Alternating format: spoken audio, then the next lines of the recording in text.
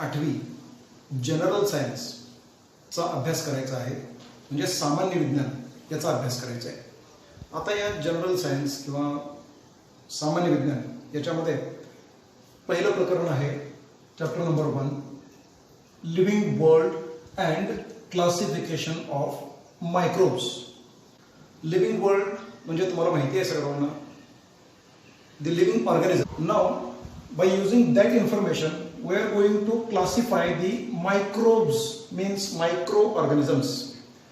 Microorganisms is abbreviated as microbes, therefore the term is used.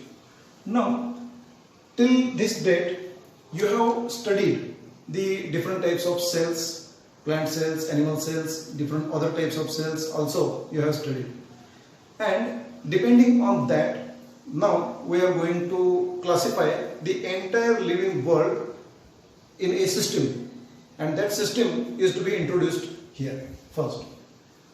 Suppose this is the living organisms, group of all the living organisms. These living organisms are classified into two groups, that means in prokaryotes and eukaryotes. What is the meaning of prokaryote and eukaryote? The meaning is pro means primitive. Pro means primitive, and karyon means nucleus. The nucleus is of primitive type. That means the nucleus is a nuclear membrane, but the nucleus is present, that is nuclear material, DNA, RNA, whatever may be there, that is present, but nuclear membrane is absent. It is not bound by the nuclear membrane. That means the nuclear material remains spread into the cell cytoplasm. Therefore this type of cell is known as prokaryotic cell, and the organisms which are having the prokaryotic cells, these are known as prokaryotes. Next type is eukaryotic. Eu means true and karyon means nucleus. The organisms which have the cells in which there is true nucleus, that means nuclear material is bound in a membrane. That means a true nucleus, visible nucleus is present in this. Therefore, in Marathi, these prokaryotes are also known as आदि केंद्रकी, म्हणजे केंद्रकाचा पूर्ण विकास झालेला नाही अशा अवस्थेतलं केंद्रक असलेल्या पेशी, अशा असलेले सजीव. आणि यूकॅरियोट्स मीन्स दृश्य केंद्रकी,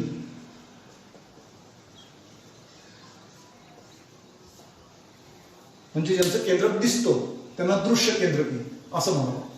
Now what happens is in the prokaryotes all the cells or all the organisms are unicellular, that means they are of single cell, and in this only a single kingdom Monera is present.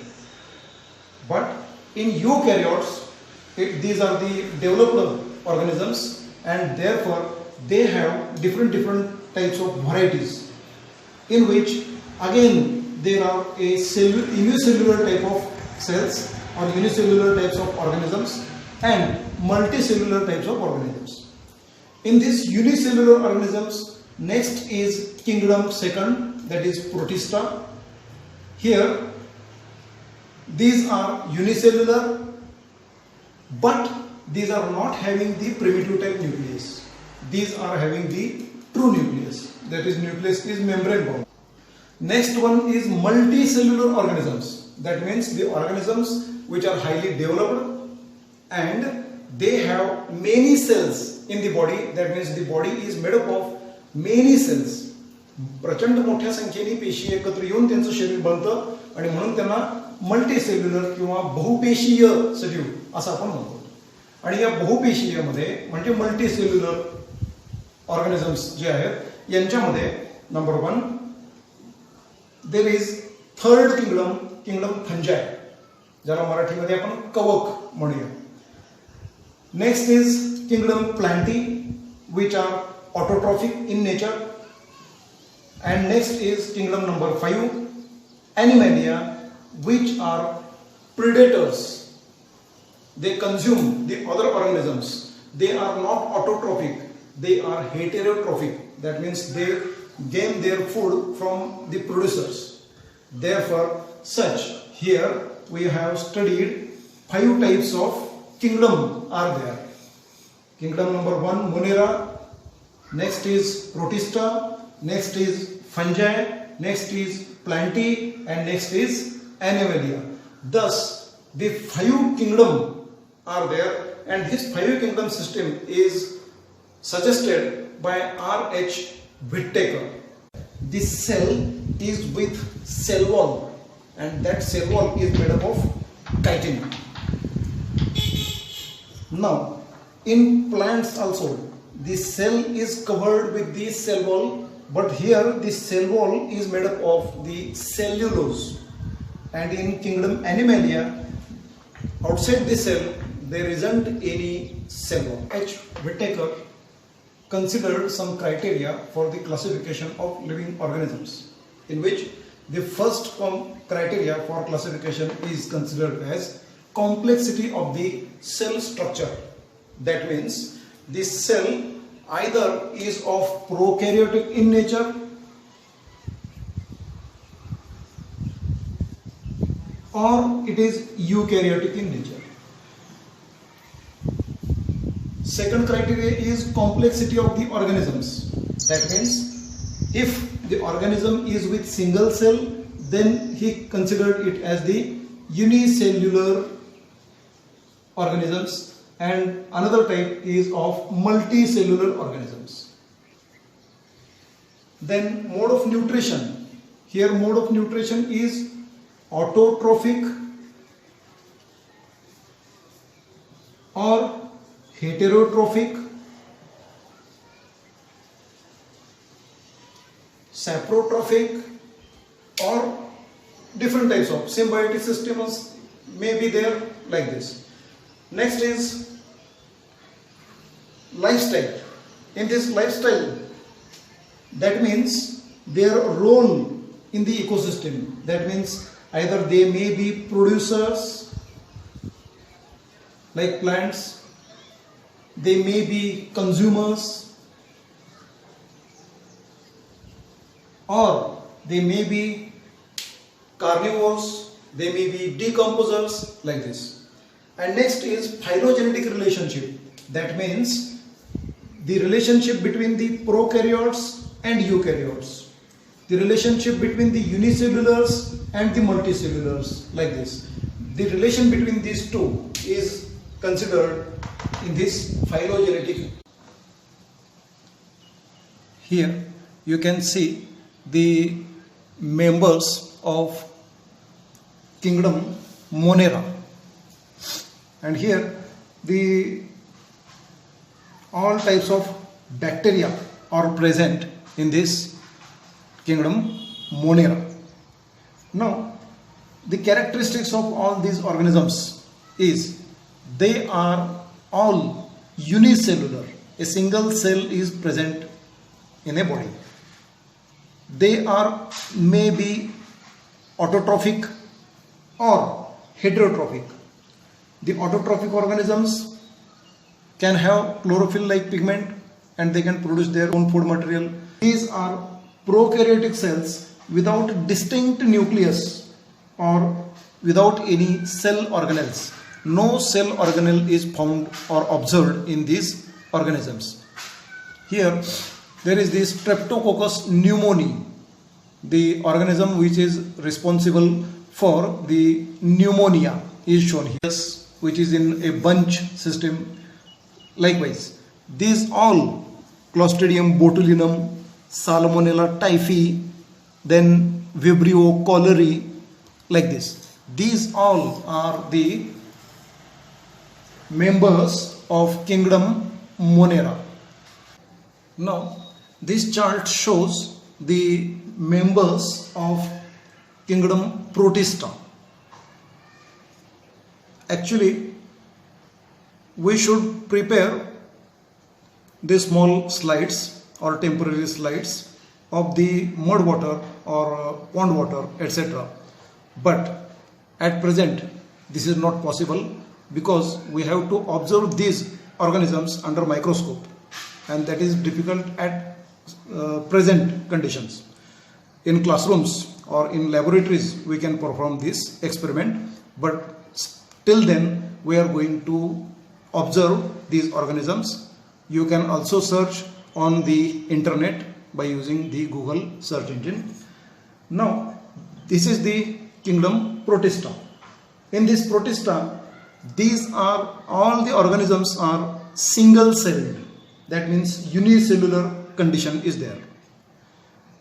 They are eukaryotes. That means the nucleus is clearly visible in these cells. Nucleus is clearly visible. Therefore, these are known as eukaryotes. Nuclear membrane is prominent. Therefore, it is known as eukaryotes. Then some have pseudopodia like amoeba. These are the pseudopodia, and these pseudopodia are used for the locomotion from one place to another place. Also, these pseudopodia will grow around a food material.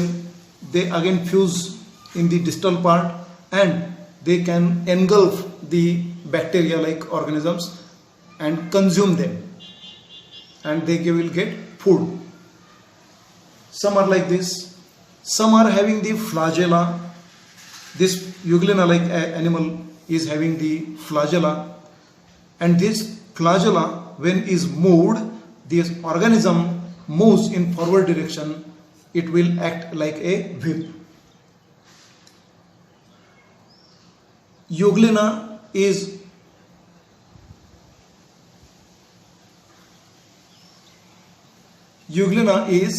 autotrophic, while others are not autotrophic. Volvox also is autotrophic. Euglena is also autotrophic. Amoeba, Paramecium, this is Paramecium.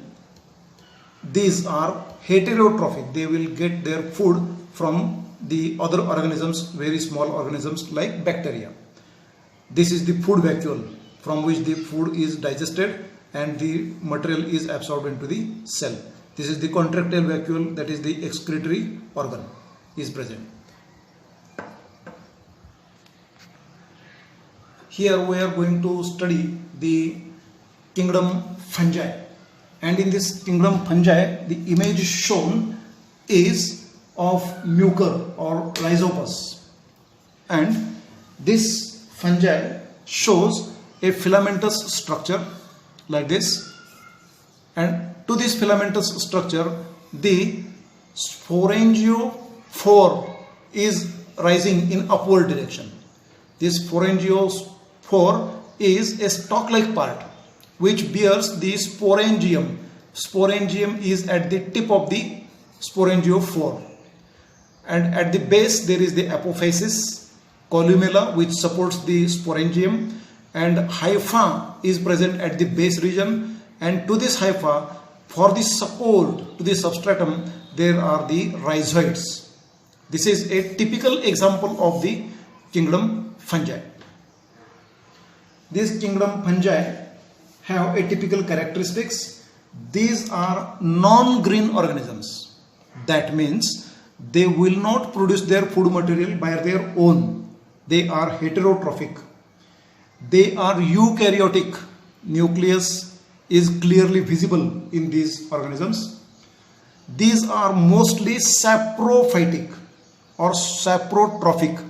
Saprotrophic or saprophytic means they feed on the dead matter. Dead matter means the matter which is getting decomposed. That is known as the dead matter. They feed upon the decaying organic matter. Their cell wall is made up of tough complex sugar called as chitin. Some fungi are thread-like and many nuclei are present in the cytoplasm. That means no septum is present. No separation is there. in this entire body many nuclei may present sequentially, and that condition is known as multinucleate condition. Examples of this is as shown is mucor, and other examples are Baker's yeast, Aspergillus, then other examples are penicillin, mushroom, etc. that we will see in next slide. Here you can see the other types of fungi. This is the mushroom and this is the Aspergillus fungus. Here now we are going to study about the bacteria. The bacteria are smaller in size. This size is written here 1 micrometer to 10 micrometer, within that range. These are unicellular, they are independent or freely living, or may be parasitic, that means they live in the living organisms and cause harm to the host cell. They are sometimes together forming the colonies. Bacterial cell is prokaryotic cell. Nucleus is not clearly visible. Nuclear material is there, but nuclear membrane is absent. Therefore, these are called as prokaryotic cells. They have the cell wall, but other cell organelles are not present in these cells. They produce by simple binary fission, that means they get divided into two cells in a single division, and that rate of division may be of 20 minutes. That means in a 20-minute interval of time, from one cell it will get converted into, or it will get doubled into two cells. In next 20 minutes from 2 to 4. In next 20 minutes from 4 to 8, like this. The rate of reproduction is there in favorable conditions. Okay. Now next type of microorganisms is protozoa. In this protozoa, the size is approximately about 200 micrometers. Consider that our human eyes can recognize or can resolve the 100 micrometer size, and this is of 200 micrometers. That means we can see these organisms from moving one place to another place in water, but cannot see clearly. Okay, so this is the size. Protozoans are found in soil, moist soil, in fresh water, or in seawater, etc. Some may be found in the other organisms as parasites, like these organisms. Paramecium is free living one. Okay, these are unicellular organisms, but these are eukaryotic. Nucleus is clearly visible here. Okay, nuclear membrane is present. They have great variation in the cell structure. Organs of locomotion are there. In Euglena-like organisms, flagella is there.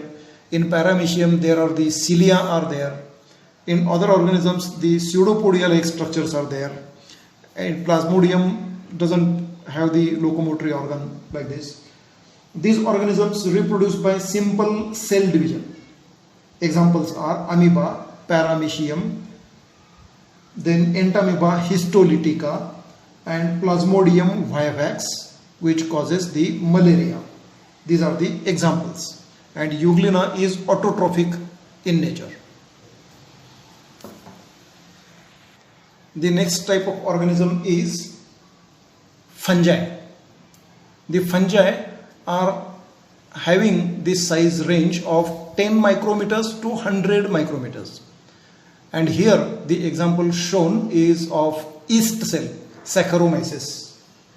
The peculiar characteristics of these fungi are they are found in decaying organic matter and on the bodies of the plants and animals. Living plant, animal can also get infected by these organisms.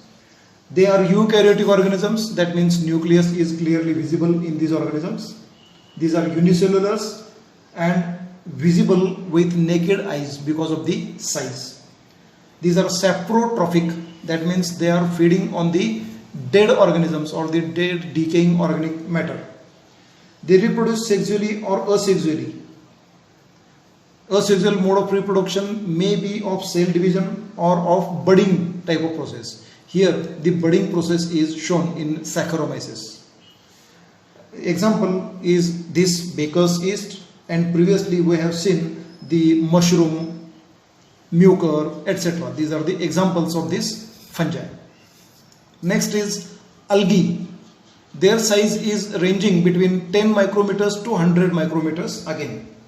And these are aquatic, these are eukaryotic, unicellular, autotrophic organisms.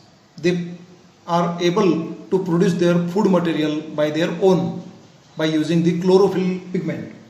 Photosynthesis is carried out with the help of chlorophyll in chloroplasts. Examples of this is alga, chlorella, Chlamydomonas, Spirogyra, etc. And next type is of viruses. Viruses are ranging in the size range of 10 nanometers to 100 nanometers, very small in size. Compare between the nanometer and micrometers, 1000 times smaller than the micrometers. These are the viruses. And now a peculiar characteristic of these viruses are they don't have cellular structure. That means they will not show the cell structure, but instead only nuclear material in the form of DNA or RNA is present, and that DNA or RNA is covered with the protein coat or the protein capsid structure only, no cell-like structure. Therefore, they are considered to be non-living things because no cell structure. They will not feed on any material. They will not require any type of nutrition. They can remain as it is outside the cell body or outside the any organic matter, etc. because they doesn't need nutrition. But whenever they come in contact with the living cells, they get entry into the living cells.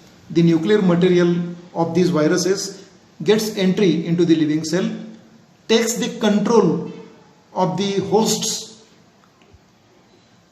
genetic material, and they make the copies of proteins of their own, and when they get reassembled, then the virus is formed and they will come out of the cell by bursting the cell.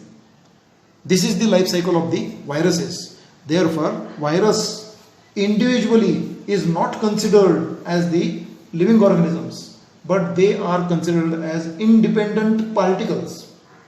They may contain DNA or RNA as their nucleic material. And viruses survive only in living plant or animal cells and produce their own proteins, as I have stated earlier, and they can form the copies and come out of the host cell. They may cause various types of diseases in plants and animals. Here, tomato wilt virus is shown, which causes tomato wilt disease in the plant. Some few examples of the viruses are shown here. Poliovirus. It is having the size of 28 nanometers approximately. AIDS virus is ranging between the 100 nanometer to 120 nanometer size, and recently coronavirus is ranging from 80 to 220 nanometers size, due to which now we are facing the problem COVID-19 disease, deadly disease. Okay. Likewise, we have studied about the microorganisms. Thank you.